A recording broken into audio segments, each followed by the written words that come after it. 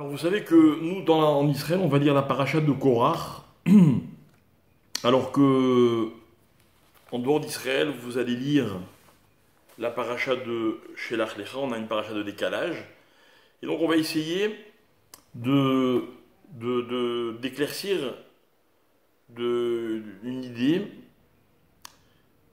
qui est un petit peu justement à cheval entre ces deux parachiotes.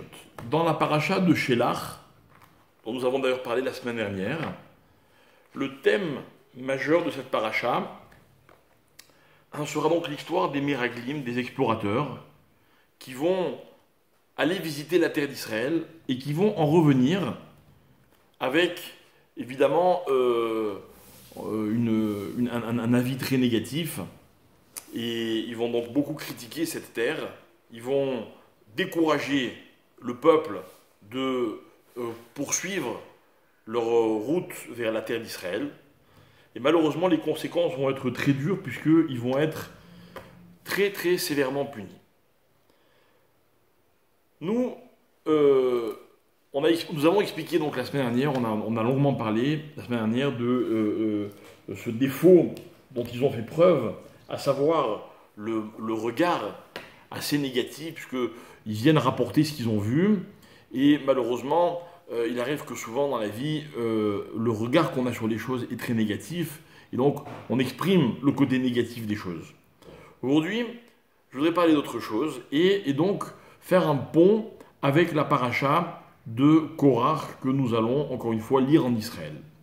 Dans cette paracha, il est question d'un groupe mené par un homme qui s'appelle Korach et qui décide de littéralement renverser Moshe Rabbeinu, celui qui dirige le peuple juif, et en prétendant toutes sortes, on va dire, toutes sortes d'arguments dans lesquels ils vont exprimer leur mécontentement et pourquoi est-ce que ce serait Moshe qui aurait le droit et le privilège de son statut, etc., etc. Et la Torah va nous raconter que Hachem, là aussi, va être très dur et ils vont être gravement sanctionnés. Et ce qui est intéressant, c'est que, en fait, Moshe Rabbeinu va annoncer quelque chose. Il va dire voilà. Donc il y a un débat. Est-ce que c'est moi ou est-ce que ce sont eux qui doivent occuper la place qui pour l'instant est la mienne? Hachem a promis que il allait se dévoiler et qu'il allait montrer clairement qui mérite, enfin qui doit être à la place de Moshe Rabbeinu. Mais Moshe, ça ne le suffit pas. Moshe va dire, pour que je sois confirmé dans mon rôle, il faut l'intervention de quelque chose d'extraordinaire. Voilà ce que dit Moshe. Ainsi, ces hommes meurent. Donc on parle carrément de mort. Si ces hommes meurent, ces hommes, c'est Korach et tous ces sbires, comme meurent tous les hommes, c'est-à-dire d'une mort naturelle, alors c'est pas Dieu qui m'a envoyé. Je suis peut-être un usurpateur, je ne suis pas la place que je dois occuper. Ve'im beria ivra Hachem, mais si Hachem crée littéralement une création, et que la terre ouvre sa bouche, et qu'elle les avale, alors vous saurez que c'est Hachem qui a décidé que moi je reste à ma place et que eux disparaissent. En fait, ce qui se passe, c'est que Moshe Rabbeinu leur annonce que la création, la nature, se met au service de la cause. Et que finalement, ce n'est pas juste une guerre entre deux hommes et on va voir qui va gagner, mais c'est la création, le monde tout entier, la nature tout entière, qui va s'impliquer pour prouver que c'est Moshe Rabbeinu qui est bien à sa place. Alors, en fait, pour expliquer cette histoire, pour donner un peu plus de dimension, je voudrais vous rapporter un texte dans la Guémara de Sanhedrin. La Guémara dit, dans Sanhedrin, le traité de Sanhedrin, page 110, la Guémara dit, on n'a pas le droit d'entretenir une marloquette, une discussion. Pourquoi?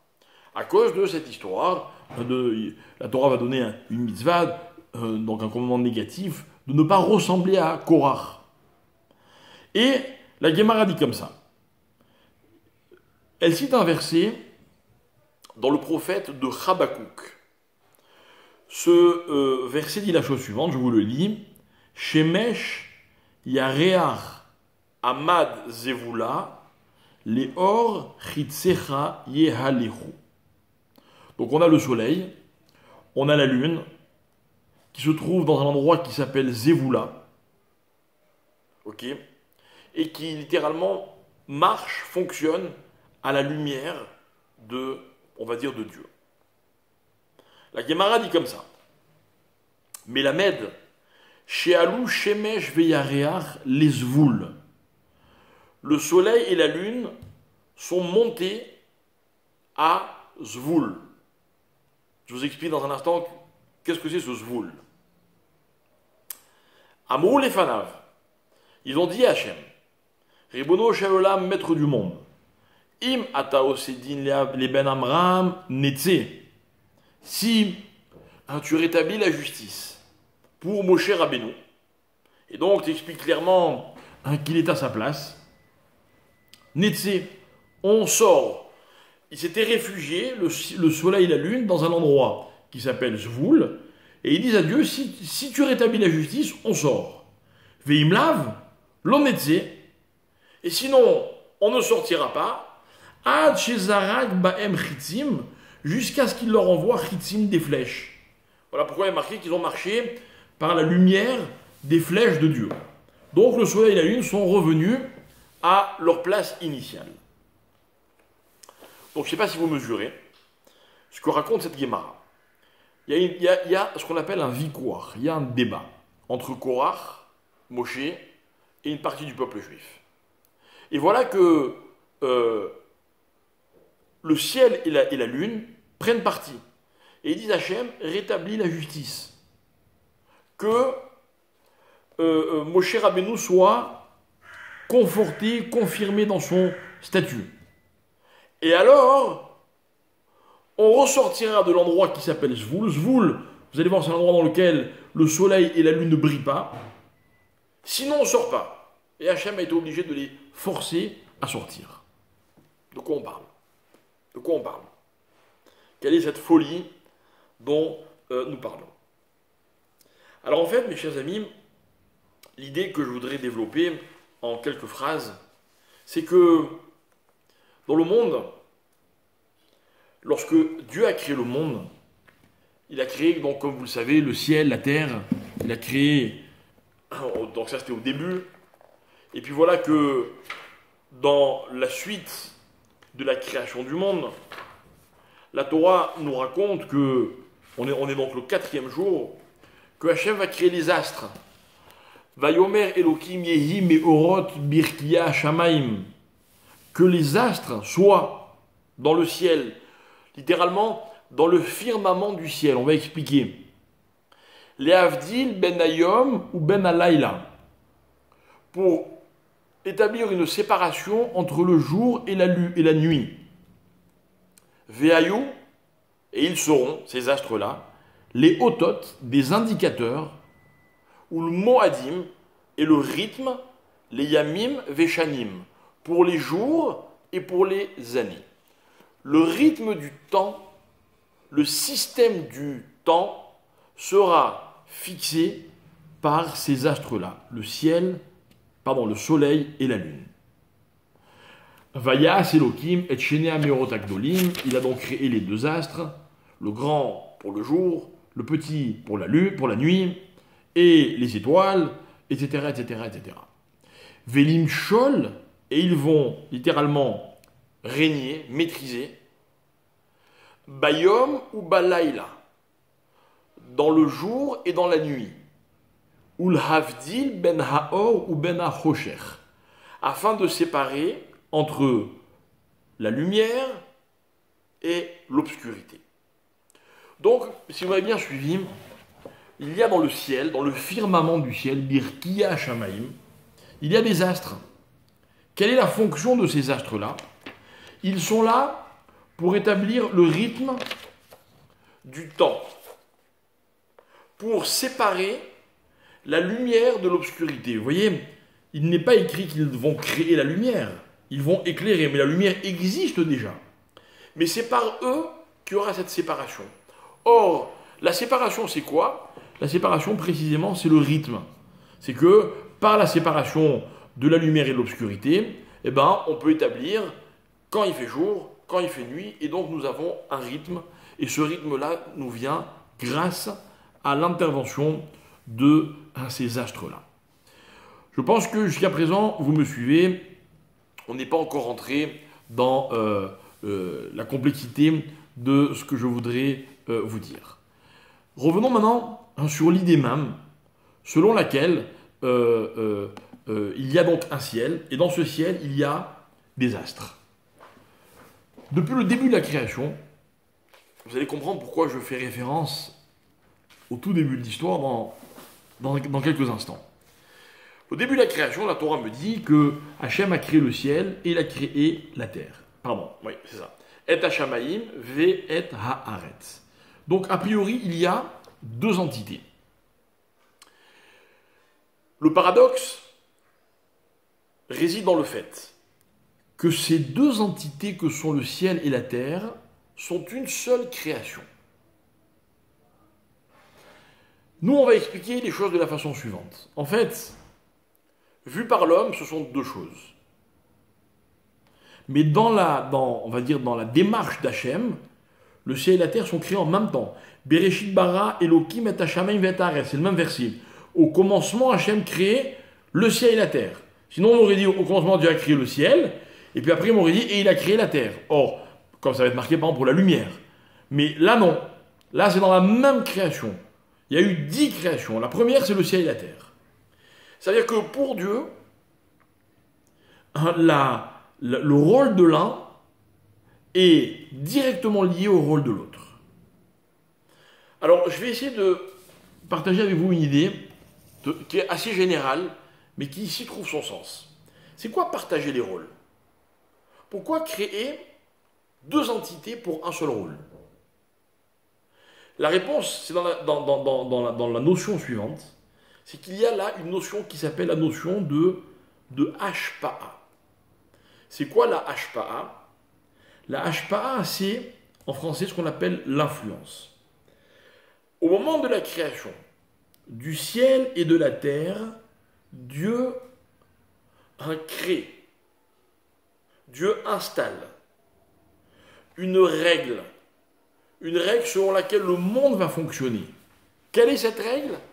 C'est ce que nous appelons la règle des influences. On ne va pas philosopher, il m'est arrivé d'en parler souvent dans mes cours, je ne voudrais pas m'allonger là-dessus, à nouveau.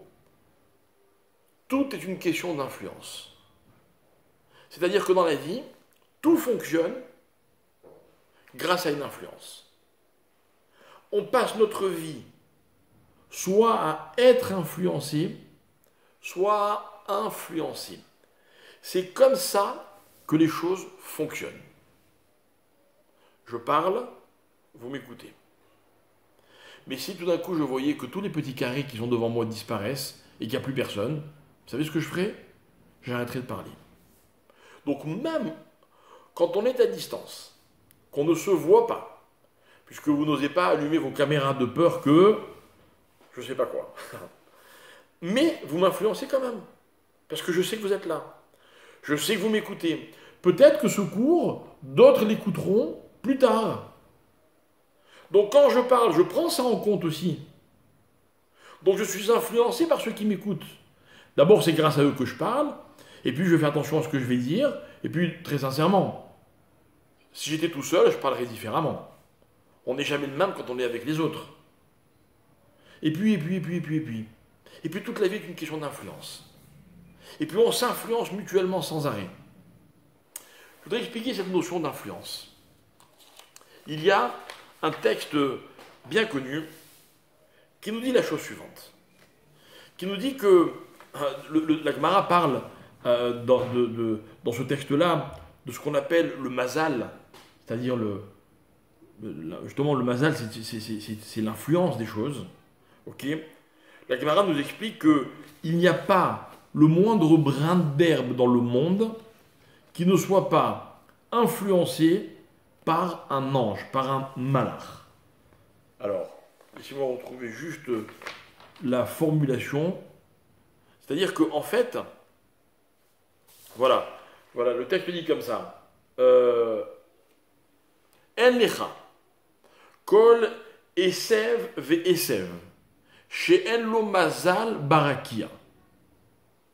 Donc, un mazal, nous on va expliquer, parce que c'est comme ça que les Khamim vont l'expliquer, on va expliquer que c'est un malach, ok, un shema keoto veomerlo gadel. Que fait cet ange? Sur chaque brin d'herbe, il donne un coup maqué, il frappe. Et il lui dit, gadel, pousse, grandis.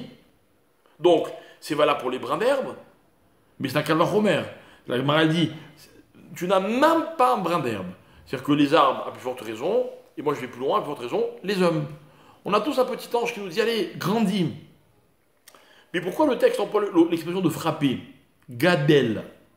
Gadel. Et les Chachamim vont expliquer la chose suivante. Le mot gadel, le mot maquer, frapper, ok, c'est quoi un coup dans la vie? Un coup, ça fait mal. Ok, bah, là je vais bien, et puis tout d'un coup, paf, quelqu'un me donne un coup, hop, j'ai mal. Le mal n'a de sens que par rapport au manque qu'il crée. Si le mal est une douleur, si la douleur est un inconfort, c'est donc une situation dans laquelle je suis en manque. Il me manque quelque chose. Eh bien, le malach, son rôle, pour faire pousser le brin d'herbe, où l'homme que nous sommes, va créer un manque chez nous. Vous savez, mes chers amis, c'est ça, mazal. Mazal, c'est que dans la vie, on subit une influence. Mais l'influence, c'est pas toujours ce que l'on reçoit, parce que là, c'est simple. C'est simple, si je vous disais que l'influence, c'est ce que la vie peut me donner, m'apporter, etc., c'est facile. L'influence, c'est plus que ça. L'influence, c'est aussi justement ce qui me manque. Vous voyez, moi, les hommes qui m'ont appris dans ma vie, que ce soit mes parents, que ce soit mes maîtres, mes professeurs, hein, ils m'ont permis d'apprendre en me permettant de réaliser qu'il me manquait quelque chose. Je pensais que j'étais bien comme j'étais. Et ils m'ont dit, non, non, non, il te manque ceci, il te manque cela. Par exemple, quand je vous parle et que je partage avec vous un enseignement de Torah, hein, vous obtenez deux choses. D'abord, vous apprenez ce que je vous dis, mais en même temps, vous réalisez que vous l'ignoriez. Et c'est ça qui vous donne envie de m'écouter. Si je disais que des choses que vous connaissez tous, peut-être que ça vous découragerait. Alors, je vais devoir me régénérer ou vous régénérer pour que, justement, ce moment qu'on passe ensemble soit intéressant pour vous, parce qu'il y a un manque que je viens combler. Voilà comment fonctionne une influence. Si vous voulez donner, définissez le manque qu'il y a chez celui à qui vous pouvez apporter. Ça, c'est l'ange. L'ange qui, littéralement, qui tape, qui est maqué, et qui dit, allez, grandis. Tu vois, il te manque quelque chose. Tu as mal, il faut que tu grandisses. Et le jour où tu auras complètement grandi, tu n'auras plus besoin que je te tape. Bon, ça veut dire qu'il sera arrivé à la fin de son histoire. Mais l'idée, elle est magnifique. C'est que tant qu'il manque, on grandit. Et en fait, c'est ça la vie. La vie, c'est qu'on est influencé par ce qui nous manque. Dans la loi de la société, de la société moderne, dans ce qu'on appelle l'économie, on a bien compris. Si vous avez un produit, votre produit vient vous aider à combler un manque. Par exemple, vous voulez gagner de l'argent. Mais pour que ce produit puisse vous rapporter ce qui vous manque, il va falloir qu'il y ait chez les autres un manque. Donc vous allez créer un manque. À travers, par exemple, ce qu'on appelle la pub. Okay, la publicité, c'est quoi? C'est quand vous suscitez un manque chez l'autre. Donc, du coup, il va dire, je vais combler ce manque grâce à ceci ou à cela. Ok, voilà comment les influences fonctionnent. Le malach frappe pour dire, Il te manque quelque chose, donc il faut que tu grandisses. Et puis la nature grandit. Donc, le malheur se trouve où? Il se trouve dans le ciel. Et ce qui est intéressant, c'est que s'il n'y avait pas cette notion de manque, les éléments de la nature ne grandiraient pas. Voilà. On a tous besoin d'un manque pour grandir. C'est ce qui permet à un homme d'évoluer, cette notion de manque. Bien. Alors regardez comment les choses ont été, si je peux dire, articulées. Au début, Dieu crée Shamaïm va Aretz. Quelle est l'origine du mot Eretz? Eretz, la terre. L'origine du mot Eretz, vont nous expliquer les Chachamim. Eretz, ça vient du mot Ratz, ou alors Rotse. Rotse, ça veut dire vouloir. Ratz, ça veut dire courir. Vouloir, c'est ce qui motive une personne. Courir, c'est le mouvement qui exprime le mieux la volonté. Si je vois deux personnes avancer, une qui marche et une qui court, je constate que celle qui court a plus envie d'arriver que celle qui marche, quelles que soient ses motivations. Peut-être qu'elle fuit quelque chose, peut-être qu'elle est pressée d'arriver à destination. Dans tous les cas, elle a une volonté qui est très forte. Elle est rotsa. Il est rotsé. Donc il est ratz. Voilà le point commun qui est entre rotsé et ratz.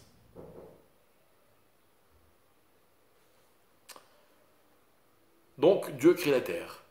L'essence même de la terre, c'est la volonté. Sur terre, quand on vit sur terre, il y a toujours un manque. Peut-être dû au malheur qu'on a expliqué tout à l'heure. Il me manque, donc je veux, et mes chers amis, écoutez, c'est ce qui fait fonctionner la terre et ceux qui s'y trouvent. Pour reprendre l'expression de mon maître, le Rav Moshe Shapira, il disait Haaretz kolelet et kol haritzot kulam. La terre, c'est l'ensemble de toutes les courses, c'est-à-dire de tous les mouvements qui expriment la volonté. Je reviens dans un instant sur cette notion de mouvement. Quel est le sens du mot Shamaïm? Écoutez bien, en hébreu, là-bas, ça se dit Sham. Sham. Shamaïm, c'est là-bas au pluriel. C'est-à-dire comme ça, écoutez bien, Shamaïm, c'est tous les là-bas. Les là-bas. Shamaïm, le pluriel de Sham. C'est-à-dire qu'en fait, sur terre, on court, dans le ciel, on arrive. Celui qui se trouve dans le ciel est arrivé. Non pas que dans le ciel, on stagne. Regardez le soleil, regardez la lune. Mais en fait, le ciel sur terre doit être perçu comme une destination. La destination suprême. Ne voyons pas le ciel comme la destination de ceux qui quittent la terre, pas du tout. Le ciel, dans la dimension qu'il incarne, il est par rapport à la terre l'horizon, c'est-à-dire l'ambition suprême, donc la destination. Voilà comment l'homme qui est sur terre regarde le ciel. Donc moi je suis là, je cours parce que je veux arriver quelque part, et où je veux arriver, Cham, là-bas, tout au bout. Et tout au bout c'est quoi? Tout au bout c'est le ciel. Le ciel contient un tas de choses. Mais écoutez bien, avant d'arriver à ce que le ciel contient, notons que si le ciel crée une envie, rappelez-vous, la loi des influences, le manque créé par le mazal ou le malar ou le ciel tout court, appelez ça comme vous voulez, c'est la même logique. Donc sur Terre, à cause du ciel, on est dans le monde de l'envie. Or, qu'est-ce que l'envie crée? L'envie crée le mouvement. L'envie crée le mouvement. Dans la vie, on bouge parce qu'on a envie d'arriver quelque part. Parce qu'on a envie d'obtenir ce qu'on ne peut pas obtenir si on reste immobile. Bouger, mes chers amis, c'est vouloir et tout faire pour obtenir. Voilà ce que c'est que bouger. Dans la vie, chacun de nous doit se demander la question, est-ce qu'il bouge assez? Sous-entendu, est-ce qu'il veut et est-ce qu'il fait tout pour obtenir? On va dire en français, si tu ne te bouges pas, tu n'y arriveras jamais. Tu n'obtiendras jamais. Maintenant, comment ça fonctionne? Il est impératif que l'envie soit provoquée par quelque chose qui est extérieur à moi. C'est-à-dire que quand dans la vie je suis seul, prenez une personne qui serait isolée. La personne isolée se suffirait forcément de ce qu'elle est. Pourquoi? Parce qu'il n'y aurait aucune envie suscitée par ce qui vient de l'extérieur, dans la mesure où l'extérieur n'existe pas. Voilà ce que c'est être isolé. La personne isolée, c'est une personne pour laquelle il n'y a pas d'extérieur, il n'y a rien dehors. Donc, quand on n'est pas isolé dans la vie, donc quand il y a quelque chose en face de nous, cette chose va susciter une envie qui va m'obliger à bouger. Si vous voulez, on peut déborder, comme j'aime le faire régulièrement. Je sais que ça énerve un peu les célibataires, mais c'est pas grave. On peut parler du mariage. C'est quoi le mariage? La différence qu'il y a entre être marié et être célibataire, c'est que quand on est célibataire, on vit dans son propre monde. Pour un célibataire, l'univers, c'est lui. Attention, ce n'est pas un reproche, c'est un état, c'est un constat. C'est la nature même des choses. Mais mes chers amis, dès qu'on est marié, et beaucoup pourront le confirmer, tout d'un coup, on est obligé de vivre avec, excusez-moi l'expression, un élément extérieur. Cet élément extérieur me donne envie. Envie, des fois, de me sauver, mais envie de me reprocher dans la plupart des cas. Envie d'obtenir quelque chose. Mais chers amis, quand je suis face à quelqu'un, je veux soit être le plus fort, soit au contraire être admiré, enfin pas au contraire, mais être admiré, soit donner, soit me faire plaisir, soit faire plaisir à l'autre. Mais c'est ça un échange. Et cette notion d'échange, elle est à l'origine de ce qui s'appelle la volonté. Et si vous vous demandez d'où je sais tout ça, du premier verset de la Torah. Ce premier verset de la Torah qui disait, au début, Dieu a créé en une seule création le ciel et la terre. Mais ce sont deux éléments. Non, non. C'est une même logique. C'est deux éléments qui permettent à chacun d'exister. Le ciel permet à la terre d'être rat, de courir, de vouloir, rotser. Et la terre permet au ciel d'être un aboutissement. Vous voyez, c'est comme ça que les choses fonctionnent. Aboutissement. Alors moi j'aime particulièrement cette idée, je la trouve très profonde. C'est un sujet sur lequel on pourrait passer des heures, peut-être même des années, voire une vie entière, pour essayer de lui donner toute la dimension qui convient et qu'il mérite. Mais on va quitter cette explication pour en citer une autre. Et cette autre explication, mes chers amis, vous allez voir comment elle complète ce que nous venons de dire. La deuxième explication, c'est celle de Rashi. Rashi nous dit ailleurs, mais que veut dire le mot Shamaïm? Écoutez bien. Shamaïm, dit Rashi, c'est Esh ou Maïm. Esh ou Maïm. Esh, c'est le feu, pardon, et Maïm, c'est l'eau. Shamaïm, Esh ou Maïm. C'est une contraction, mais c'est aussi l'association des deux. Ok? Vous êtes certainement en train de vous demander, mais c'est pas possible.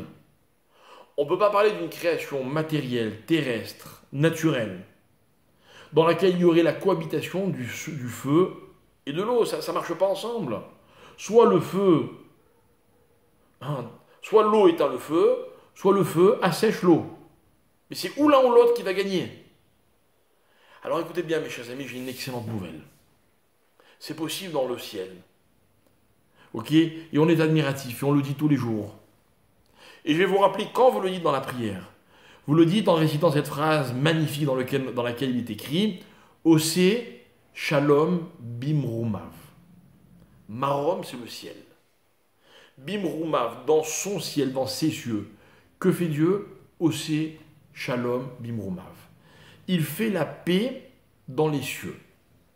Et nos maîtres expliquent que c'est tout le sens du ciel. Le ciel, c'est Esh ou Maïm, deux éléments antagonistes qui sont censés s'annuler l'un l'autre, mais Akadosh Baruch Hu va faire la paix entre les deux. Voilà ce que c'est Shamaïm. Shamaïm, mes chers amis, c'est un aboutissement. C'est la destination. Alors là, on va atteindre des sommets de réflexion, de remise en question, de morale magnifique. Parce qu'on apprend de là que si on dit aussi Shalom Bimrumav, qu'en haut, il y a la paix, alors qu'en haut, selon Rashi, c'est le feu et l'eau. En fait, quand on arrive dans une dimension, et là on reprend notre première explication, qui s'appelle Sham. Ok? Dans le Sham, dans l'aboutissement, lorsqu'on arrive à destination, il n'y a plus de bagarre. Le feu et le ciel se bagarrent sur terre. Dans le ciel, ils ne se bagarrent pas. Ils sont en shalom. Osé shalom bimrumav. Pourquoi, mes chers amis? Parce que la marloquette, la discussion, la lutte, la divergence, elle est toujours dans le chemin, elle n'est jamais dans l'aboutissement. Je vais expliquer ce que je veux dire. Si la création simultanée du ciel et de la terre sont là pour nous indiquer que l'une des règles de base de la création, c'est la notion d'influence. La notion d'influence, si on la pousse à son paroxysme, c'est qu'en fait, chacun existe grâce à l'autre. Donc, la Metsiout, l'existence de la terre, n'est possible que grâce au ciel. Vous savez, il est écrit ailleurs, et c'est fou comme la Torah et la science se rejoignent chaque fois qu'on a l'occasion de pouvoir comparer les deux. Nos maîtres disent que sur la terre, il y a beaucoup de pression. La terre est une boule de feu, ce sont mes mots à moi, le feu, mais en tout cas une boule de réaction dans laquelle il y a beaucoup de pression. On parle de ce noyau de la terre qui est incandescent, qui pourrait exploser. Et nos maîtres disent comme ça que s'il n'y avait pas le ciel pour retenir la terre, la terre elle exploserait. Pourquoi? Parce que la terre c'est un atome qui tend à aller vers le ciel. Et donc en fait il pousse. Mais comme l'atome est entouré de ciel, donc il pousse avec la même énergie dans toutes les directions. Voilà pourquoi la Terre est une sphère. Parce qu'elle pousse avec autant d'énergie dans chacune des directions. Mais le ciel retient la Terre. Et lui dit, non ma chère Terre, tu dois rester à ta place. Tu ne peux exister que tant que tu veux atteindre quelque chose. Tant que tu veux, par exemple, rejoindre le ciel. La Terre est un peu jalouse du ciel. Le ciel, c'est la hauteur. Le ciel, c'est l'influent. Elle aimerait avoir ce statut, mais le ciel la retient. Donc, elle reste à sa place. Mais en même temps, c'est grâce à ça qu'elle existe. Dans la vie, mes chers amis, on n'existe pas quand on atteint ses objectifs.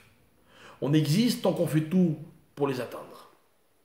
Et un jour, on les atteint, on est au bout de quelque chose. Il faut tout de suite un nouvel objectif. Sinon, c'est terminé. Je dis toujours, j'aime le répéter, qu'entre un homme et une femme, le ciment, c'est l'amour. Mais si l'amour est un objectif, alors ce ciment existe toujours. Si l'amour est une destination et qu'un jour on l'a atteint, on n'a plus où aller, quoi. Donc le ciment n'existe plus. C'est-à-dire que l'amour, c'est comme tout le reste. Il ne faut pas l'avoir, il faut le vouloir. Voilà pourquoi un couple vrai est un couple qui ne s'aime jamais assez. Et pourtant, ils s'aiment encore beaucoup plus qu'hier, parce que c'est tout le but de cette démarche. Oui, mais ils savent que demain, ils s'aimeront encore plus. Hein, c'est l'histoire d'un juif dans son parcours vers la Torah. Tant qu'il a à apprendre, eh ben, il va continuer. Et plus il va apprendre, et plus il va se rendre compte qu'il y a encore à apprendre. Donc, sa fougue, son énergie restera non pas intacte, au contraire décuplée, régénérée en permanence. Hein, c'est la raison d'être de ce qui s'appelle Eretz. Hein, c'est ce qui anime cette dimension dans laquelle nous vivons, mes chers amis. Hein, c'est ce que moi j'appelle le mouvement. Je suis en mouvement parce qu'il existe quelque chose en dehors de moi et que cette chose, je veux y arriver, je veux y aller. Donc je me déplace. Aimer, c'est un mouvement. Apprendre, c'est un mouvement. Comme marcher. Courir, c'est encore plus. C'est un mouvement dans lequel j'exprime ma volonté. Rat, rotse. Je ne me suffis pas d'y aller, je me dépêche d'y aller. Dans la vie, vous pouvez courir toute votre vie. C'est ce que je vous suggère. Moi, souvent, les gens me disent, mais tu es tout le temps pressé. Mais j'adore être pressé. Ce qui fait que je suis souvent en retard. J'allais dire que j'adore être en retard, mais je ne le dirai pas. Mais j'adore être pressé. J'adore vouloir aller vers quelque chose. Je ne suis pas de ceux qui me disent, bon, ben c'est bon, j'ai le temps d'y arriver. Non. Je n'ai pas le temps d'attendre, ou plutôt d'attendre sur place. Non, j'ai pas le temps. Je ne veux pas que mon temps serve à ça. C'est une image, mes chers amis. C'est une image pour dire que peu importe ce que j'obtiens dans la vie, je suis toujours pressé de continuer à arriver quelque part. C'est ça Rotse, c'est ça Rat, c'est ça Eretz. Mais ce n'est possible que grâce à Shamaïm.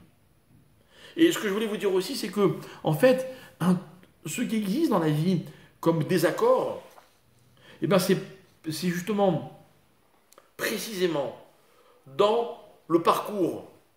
Dans la vie, on peut se disputer sur la façon qu'il y a d'atteindre les objectifs. Sur la façon de comprendre ce qui existe.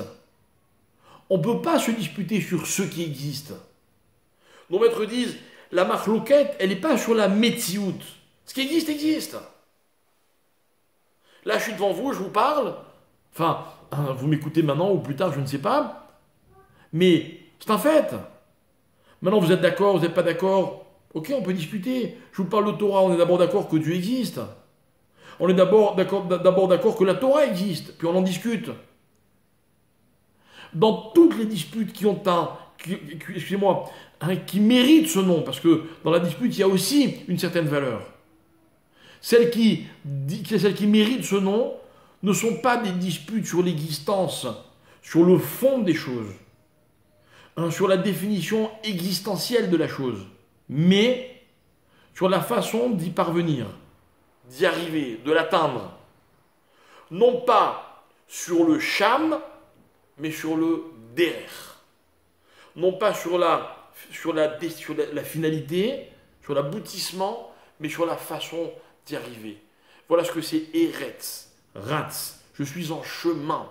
Tant qu'on est sur Terre, on est en chemin. Alors oui, c'est vrai que sur Terre, je vous le confirme, l'eau et le feu ne peuvent pas s'accorder. Si vous êtes eau et que je suis feu, ça ne va pas marcher. Si vous voyez ce que je veux dire. Mais ça ne marche pas et ce n'est pas grave si vous et moi sommes convaincus que notre discussion n'a de but que la façon d'arriver Sham, vers la dimension qui s'appelle le ciel. C'est-à-dire vers ce qui est essentiel. Vers ce vers quoi nous mènent tous les chemins qui sont sur terre. La terre est un chemin, le ciel, c'est l'aboutissement. Donc c'est vrai, les hommes se disputent souvent, malheureusement. Mais ce qui nous rassure, c'est de savoir qu'en fait, les disputes ne sont que passagères. Elles ne sont que sur la façon d'arriver aux choses. Quand on se dispute sur l'existence même des choses, on n'est plus dans une dispute, on est dans un combat. Un combat, c'est quand chacun veut exister. Ainsi, deux personnes se disputent pour savoir si telle ou telle chose existe. En fait, c'est pas ça le débat. Le débat, c'est que chacun veut exister. Alors, il a trouvé comme seul moyen de lutter pour exister. Mais si deux personnes sont convaincues et d'accord que la finalité existe et que la question c'est de savoir comment on y arrive, eh bien, je vais vous faire une confidence. C'est de ça qu'est composé tout le Talmud, toute la Torah orale, de Chachamim qui étaient d'accord sur le fond et sur la finalité, mais souvent pas d'accord sur les moyens d'y arriver. C'est pas grave. C'est jamais ça qui a éloigné les hommes. Au contraire. Vous voyez un couple, il n'est pas d'accord. Les deux veulent le mieux pour leurs enfants. Les deux ont une destination et un projet qui est commun. Bon, mais on n'est pas d'accord sur la façon d'y arriver, c'est pas grave. On va toujours trouver un terrain d'entente et une solution. Deux personnes se disputent, vous voulez les réconcilier, pas de problème. Définissez ce qu'elles ont en commun. Si elles n'ont rien en commun, dites-leur d'arrêter de se bagarrer, ça ne sert à rien. De toute façon, toutes les deux existent. Mais au contraire, se disputer, se battre, risquerait de mettre en péril l'existence de l'un ou de l'autre. Ce n'est pas le but d'une discussion, au contraire. Et d'ailleurs, le très bel exemple, c'est le Shabbat. Le Shabbat, la Gemara dit que le Shabbat porte le nom de Dieu. Lequel est le nom de Dieu? Il porte le nom Shalom. Voilà pourquoi on se souhaite Shabbat Shalom. Pourquoi? Écoutez bien. Parce que nous allons dire dans les Chadodis tous les vendredis soirs, Likrat Shabbat Lechu Venelcha. Allons ensemble à la rencontre du Shabbat. Et quand on arrive au Shabbat, vous savez ce que c'est le Shabbat? C'est l'aboutissement de la création. C'est-à-dire que Dieu crée le monde pendant 6 jours pour arriver au Shabbat. Vayechoulou. Vayechoulou, c'est la même racine que Tachlit. Tachlit, c'est le but final, l'aboutissement. Le Shabbat, c'est l'aboutissement terrestre des choses. Évidemment, celui ou celle qui n'a pas connu le Shabbat ne peut pas comprendre ce que je dis. Mais quand la nature, le monde s'arrête à l'entrée du Shabbat, je comprends que finalement, tout ce pourquoi j'ai couru la semaine est arrivé à destination, c'était pour m'amener jusqu'au Shabbat. Là, je me réalise pleinement. L'aboutissement s'appelle Shalom. Shalom, c'est quand même les extrêmes peuvent se retrouver. Shalom, c'est le monde dans lequel la matérialité et la spiritualité se donnent mutuellement un sens. Voilà ce que c'est Shalom. L'eau et le feu. Ce qui n'est pas censé s'accorder. Le monde matériel, le monde spirituel sont deux dimensions qui n'auraient jamais dû cohabiter. Elles peuvent cohabiter pendant le Shabbat. Parce que l'Ikrat, Shabbat, Lechu Venelcha. Parce que le parcours d'un homme sur terre, c'est 6 jours d'être en mouvement vers le Shabbat, et le jour du Shabbat, on est arrivé. Shabbat, on va nulle part. Shabbat, notre seul souci, c'est ce qui se passe ici et maintenant. On ne peut pas faire de projet. Ce qui concerne la semaine ne concerne pas le Shabbat. C'est même problématique d'en parler. On ne peut aller nulle part, c'est une halakha. On ne peut pas sortir du fameux troum qui sont 2000 coudées autour de l'endroit dans lequel je me trouve, en tout cas l'endroit habité. Toutes ces petites nuances, ces petits détails, si je peux dire, sont en fait là pour me renforcer une grande idée. Le Shabbat s'appelle Shalom, parce que c'est un aboutissement. Parce que moi, quand il m'arrive d'être en conflit avec des gens que j'aime, je sais pertinemment que tout au bout de la ligne droite, on va arriver au Shalom. Parce que le Shalom, c'est l'aboutissement de toutes ces discussions. Donc, je suis rassuré, je suis tranquille. Les conflits ne sont que des moyens d'arriver aux choses. Et en fait, on va se rendre compte que c'est comme ça que Dieu a articulé le ciel. On a parlé du Rakia, le firmament des cieux. Alors, la Gemara va nous expliquer dans le traité de Chagiga qu'il y a 7 Rekiim, 7 cieux. Et chacun porte un nom. Et le premier va s'appeler Vilon, et puis Rakia, et puis Shrakim. Et le 4e s'appelle Zvul. Et après Mahon et Mahon et Arvout. Mais bon, Aravot, pardon, mais c'est pas le moment d'en parler. Et en fait, ce qui est très intéressant, c'est que chaque ciel, il a une fonction différente. On dit que le premier stade, Vilon, il est là juste pour rythmer le temps. C'est lui qui dit, ben voilà, le soleil arrive, la lune arrive. C'est lui qui permet aux hommes de percevoir le soleil le jour et la lune la nuit. Et puis ensuite, il va y avoir le deuxième qui s'appelle Rakia. À quoi sert Rakia? Alors, Rakia, c'est là où se trouvent le ciel et la lune. Et le monde des influences, le monde des Mazalot, par exemple, se trouve dans Rakia. C'est intéressant, c'est un sujet, on n'en a pas le temps. Et enfin, il y a un troisième ciel qui s'appelle Shrakim. Shrakim explique les Chachamim. Regardez les termes employés par nos maîtres qui sont magnifiques. C'est là où l'on moud, du verbe moudre, la manne pour les tzadikim. La manne, c'est quelque chose qui n'est pas comestible. Dans Shrakim, il y a une espèce de moulin, hein, vous voyez, comme le blé, qui va permettre à la manne d'être comestible. Quelle est l'idée qui se cache derrière cela? C'est qu'en fait, l'influence qui vient du ciel, elle est tellement forte que sur Terre, on ne pourrait pas en profiter. Elle est d'une autre dimension. Il y a une espèce de transformateur, comme un espèce de décodeur. Quand l'influence passe par cet endroit qui s'appelle Shrakim, alors sur Terre, on va pouvoir bénéficier de cette influence. Mes chers amis, je survole. On fait semblant de comprendre des notions qui nous dépassent de tellement loin. Mais ce que je voulais dire, c'est que dans les 7 cieux, il y a une partie des cieux, les 3 premiers, qui permettent à l'influence qui vient du ciel d'aller du haut vers le bas. Elles nous permettent à nous d'en bénéficier. Mais il reste 4 autres niveaux dans le ciel. Vous savez à quoi ils servent? Ils servent à ce que tout ce qui se passe sur terre puisse aller du bas vers le haut. Parce que nous aussi sur terre, on influence le ciel. Parce que chacun d'entre nous, mes chers amis, quand on fait une mitzvah, une bonne action, on change quelque chose dans le ciel. Mais quel rapport entre l'acte d'un homme et la dimension dans laquelle Dieu en personne se trouve? Alors c'est vrai, il y a des cieux. Il y en a 4 qui vont permettre aux choses de changer. On est dans un autre type de mouvement. Vous voyez, le mouvement, encore une fois, cette énergie qui nous donne notre raison d'être. Eh bien, le mouvement dans les 4 derniers cieux est inversé. C'est ce qui permet aux valeurs d'en bas de devenir des valeurs d'en haut. C'est une promotion incroyable. C'est une survalorisation. Mais c'est justement l'échange qui est entre Shamaïm Va'aretz. C'est la synergie de ces 2 dimensions qui leur permettent chacun de donner à l'autre une existence.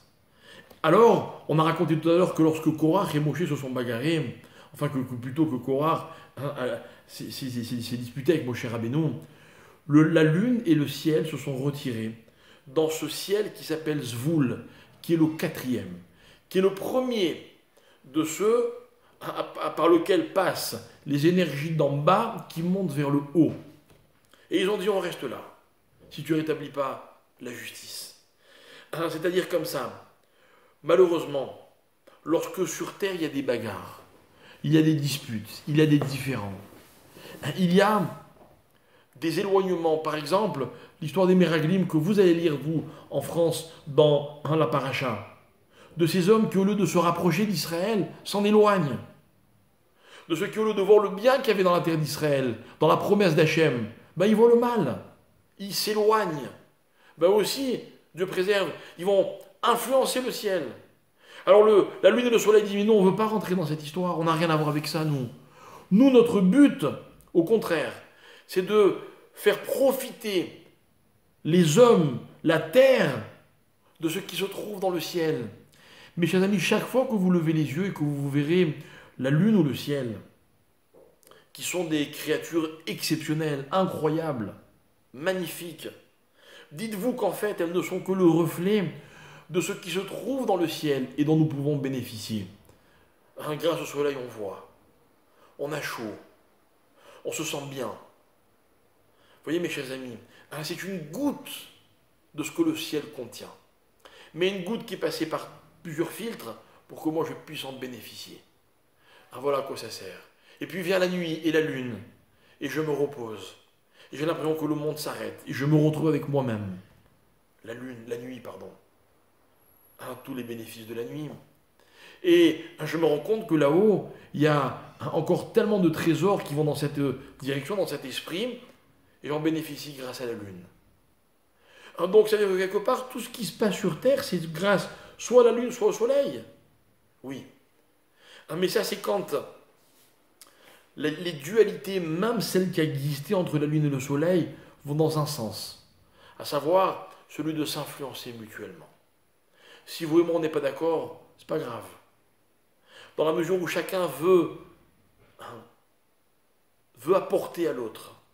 Souvent, deux personnes qui se disputent, c'est parce qu'elles sont soucieuses que l'autre puisse comprendre ce qu'il a à dire. C'est vrai, vous avez des gens qui crient pas pour être entendus, juste pour crier plus fort que l'autre. Ce que j'appelle des combats et non pas des débats. Comme je l'ai dit tout à l'heure. Mais entre la lune et le soleil, c'est pas ça. Donc lorsque la lune et le soleil voient Korach et Moshe, c'est comme quand Moshe aperçoit les hommes et la terre d'Israël. Ils veulent s'en éloigner. La terre d'Israël, mes chers amis, on a mis 40 ans pour y arriver. Vous savez pourquoi? Parce qu'elle est un petit peu comme le Shabbat. La terre d'Israël, c'est une destination. Alors oui, je parle à ceux qui n'y habitent pas encore. Je parle aussi à ceux qui y habitent. On n'est pas arrivé juste quand on y a posé ses valises. La terre d'Israël ne finira jamais de nous proposer des défis, des horizons, des aboutissements. On est un habitant de la terre d'Israël quand on marche en Israël. Pas au sens propre, au sens figuré. Quand on avance ici. Ici, on vient pour avancer. Quand on est encore en route l'arrête, à l'étranger, on doit tout faire pour marcher vers la terre d'Israël. Ok, je comprends que pas tout le monde puisse faire ses bagages du jour au lendemain, mais j'ai envie de vous demander, vous avez fait quoi aujourd'hui pour y arriver demain? Vous êtes en marche ou pas? Comme Shabbat. Faites quoi aujourd'hui pour arriver à Shabbat? Il y avait des Chachamim qui toute la semaine préparaient le Shabbat.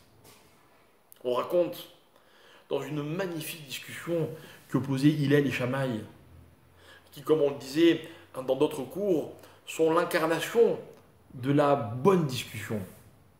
On disait que Shammai, tous les dimanches, quand il allait vers la yeshiva, il traversait le marché.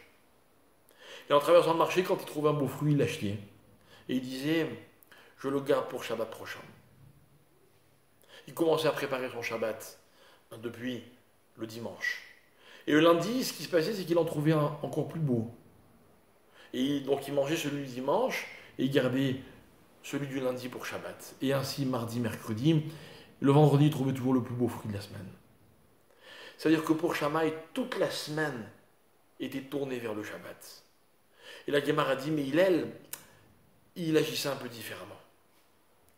Hillel, à moins que je ne fasse confusion entre Hillel et Shammai, vous ne m'entendrez pas rigueur, c'est pas grave, c'est l'idée qui est magnifique. Hillel, en tout cas le second, quand il traversait le marché le dimanche, et qu'il voyait un beau fruit, il l'achetait et il le mangeait. Et le lundi, il en trouvait encore plus beau, il l'achetait, il le mangeait. Et le mardi, encore plus beau, et ainsi de suite. Et le vendredi, il trouvait le plus beau, et il le gardait pour Shabbat. Et alors, il était où son Shabbat? Et il disait non, c'est parce que je vis toute ma vie grâce au Shabbat, que le Shabbat passé m'a permis de trouver un beau fruit le dimanche. Et le Shabbat, d'après, m'a aussi permis d'en trouver encore plus beau le lundi, parce que, en même temps, je me rapproche du Shabbat d'après. Il vivait entre deux Shabbatot, lui. L'idée, c'est qu'on est toujours en mouvement. On est toujours en train d'aller vers quelque part, par rapport à de là où on vient. Par rapport à ce que je suis aujourd'hui, je marche vers quelque chose pour y arriver demain. Il me faut définir ce que je suis aujourd'hui et ce que je veux être demain. Les disputes, les conflits, mes chers amis, que ce soit celui de la paracha de Shelach ou de Korach, l'idée reste la même. C'est que les conflits, soit ils détruisent ceux qui existent, quand on se dispute l'existence des choses, quand ça devient des combats, soit au contraire ils nous enrichissent, quand ça devient des débats. Ils nous enrichissent parce qu'on est d'accord sur ce qui existe. On est juste en mouvement. Les deux, vous et moi, et même si on est 10 à ne pas être d'accord. Mais au contraire, peut-être que si vous et moi, on est d'accord sur la destination, je peux me rendre compte que votre chemin pour y arriver est meilleur que le mien. Mais par contre, si on n'est pas d'accord sur l'essence même des choses, je ne peux pas être d'accord avec vous. Voilà les discussions des Chachamim. Voilà ce que voulaient le ciel et la lune. Ils ont dit à Dieu, si tu ne rétablis pas la justice, si ce qui existe n'est pas clair. Voilà pourquoi Moshe a dit non, il faut créer un phénomène nouveau pour que les hommes voient que j'ai raison. Pour que l'existence, on ne puisse plus jamais en discuter. L'existence, c'est Hachem. L'existence, mes chers amis, c'est les circonstances de la vie. Vous avez des gens qui passent leur vie à pleurer les circonstances. Comme s'ils voulaient que l'existence change. Et nous, on va les rassurer en leur disant, non, mes chers amis, l'existence ne changera jamais. Ce qui peut changer, c'est la façon d'arriver à destination. C'est-à-dire, je prends ce qui est mon existence et je trouve le meilleur moyen de l'exploiter. Quelle influence ça peut avoir sur moi? Le ciel est une influence, parce qu'il est cette dimension qui est extérieure à moi et qui me motive pour aller quelque part, pour aller vers quelque chose. C'est la synergie des deux qui permet à la terre d'être Eretz et au ciel d'être Shamaim. À la terre d'être Ratz, d'être Rotse, courir, vouloir, et au ciel d'être Sham, à la finalité, la destination, l'idéal de l'existence. On le comprend magnifiquement à travers cette discussion entre Dieu et les éléments de la nature, et le ciel, et le soleil et la lune. On le comprend à travers cette prise de position qui va être celle de Moshe Rabbeinu.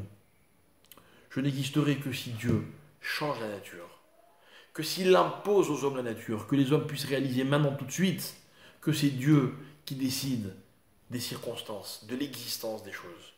Et que les hommes, nous, ce qui nous reste, il nous reste ce magnifique parcours qui s'appelle la vie sur terre, sur Eretz. À condition que chaque instant de notre vie, il soit une étape dans le parcours. Qu'on soit toujours en train de courir vers quelque chose. Courir debout, courir assis, courir par la pensée, courir avec la parole, courir comme vous voulez. Courez, ne faites jamais de surplace. Alors, non seulement on remplit notre rôle et notre vie pleinement, et elle a un sens, et en plus, on est certain, un jour, d'arriver à quelque chose. Voilà mes chers amis, merci de votre attention, et c'est toujours un plaisir d'être avec vous.